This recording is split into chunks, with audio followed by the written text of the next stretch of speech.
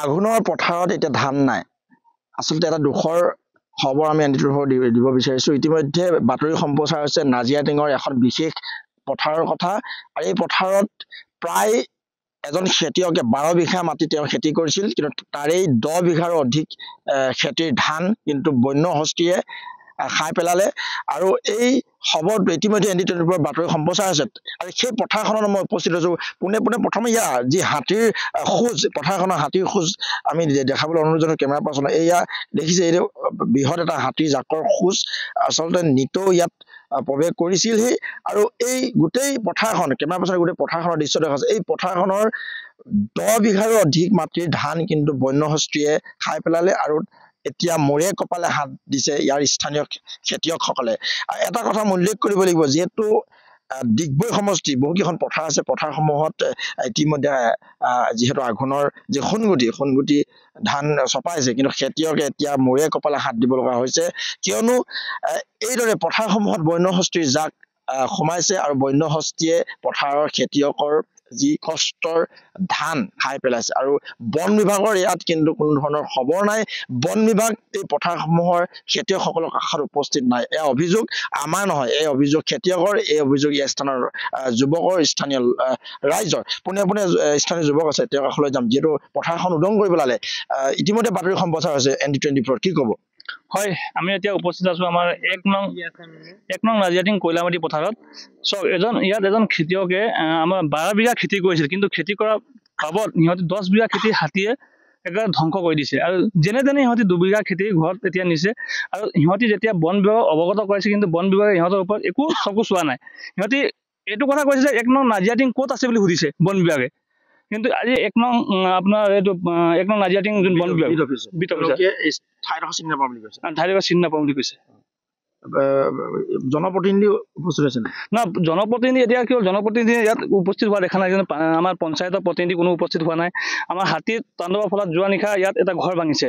সুবেশ মুৰা বুলি এজন ব্যক্তিৰ ঘৰ ভাঙি এটা ঘৰ ক্ষতিসাধন হৈছে, কিন্তু সিহঁতে এটা দিন হাজিৰা কৰা মানুহ হয়। দিন হাজিৰা কৰাৰ ফলত সিহঁতে ঘৰ বনাব নোৱাৰে, কিন্তু পঞ্চায়তৰ চৰকাৰে যি উন্নয়নৰ কথা কৈ আছে, কিন্তু তাত চৰকাৰে কোনো এটা চৰকাৰে ইহঁতি অভাৱ পোৱা নাই।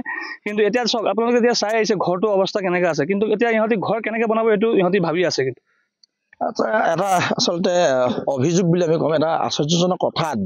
বন বিভাগৰ লোকে এই যিটো অঞ্চল নাজিৰাটিঙৰ যি বিট অফিচ আছে, বিট অফিচ তেওঁলোকে জনাইছিলে পথাৰৰ ধানৰ খোৱাৰ কথাটো, বন্য হস্তীৰ ইয়াত উপদ্ৰৱৰ কথা, কিন্তু সেই বন বিভাগৰ কৰ্মচাৰীয়ে এই স্থানৰে, যিটো স্থানত তেওঁলোকৰ বিট অফিচ আছে, তেওঁলোকে কৰ্মসূত্ৰে ইয়াত আছে, সেই বন বিভাগৰ লোকে কিন্তু এই স্থানডোখৰ ঠাইডোখৰ নামেই নাজানে, তেওঁলোকে ঠাইডোখৰ চিনি নাপায় এটা অভিযোগ আছে। পুনৰ কেমেৰা পাৰ্চনত দেখাইছো, এয়া এই যে হাতী জাকৰ আচলতে যি ভৰিৰ খোজ ইয়াত স্পষ্টভাৱে দেখা পোৱা গৈছে। বৃহৎ এটা জাকৰ ইয়াত প্ৰৱেশ ঘটিছিল, আৰু প্ৰৱেশ ঘটাৰ পৰা এজন খেতিয়কৰ 12 বিঘা তেওঁ খেতি কৰিছিল। পুনৰ জনাইছো, তেওঁ কিন্তু 10 বিঘা খেতিয়েই বন্য হস্তীয়ে ইতিমধ্যে খাই পেলালে, আৰু মূৰে কপালে হাত দিব লগা হৈছে আচলতে সেই খেতিয়কজনৰ পৰিয়াল। যিহেতু এই অঞ্চলত আমি যদি চাওঁ, প্ৰায় কৃষিভিত্তিক লোক বাস কৰে, চাহ শ্ৰমিক লোক বাস কৰে, আৰু খেতি বাতিৰ লগতে আচলতে জড়িত লোকসকল বাস কৰে। কিন্তু এনেদৰে বন্য হস্তীয়ে এই বনাঞ্চলৰ পৰা জনাঞ্চলত প্ৰৱেশ কৰিছে। খাদ্য সন্ধানত তেওঁলোকৰ পথাৰৰ ধান খাই শেষ কৰিছে, ঘৰত প্ৰৱেশ কৰিছে, ঘৰ দুৱাৰ ভাঙিছে, কিন্তু বন বিভাগৰ ইয়াত কোনো ধৰণৰ আপোচ নাই, বন বিভাগৰ খবৰ নাই। বন বিভাগে নাজানে এই ঠাইৰ নাম, বন বিভাগে চিনি নাপায় এই ঠাই।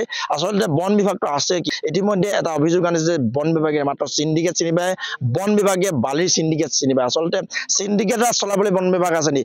এই ৰাইজৰ খবৰবোৰ আচলতে যিটো কাম, বন্য হস্তি যেতিয়া ওলাই বন বিভাগৰ লোক আহিব লাগে, ইতিমধ্যে তেওঁলোকে জনাইছে যে বন বিভাগক তেওঁলোকে জনাইছে, তাৰপিছতো কিন্তু বন বিভাগ কাণ আজি পৰ্যন্ত, এই সময় পৰ্যন্ত কিন্তু বন বিভাগৰ খা খবৰ নাই।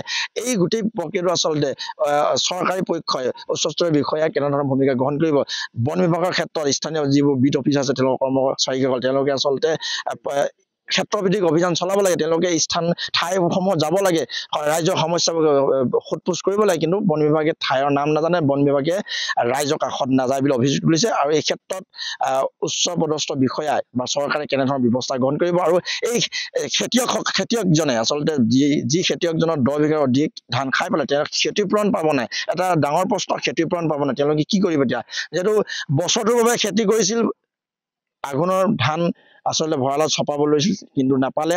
10 বিঘাৰো অধিক ধান হাতীয়ে শেষ কৰিলে তেওঁলোকক কোনে ক্ষতিপূৰণ দিব স্থানীয় বিধায়কে দিব নে চৰকাৰে দিব নে বন বিভাগে দিব এইটো উল্লেখনীয় হ'ব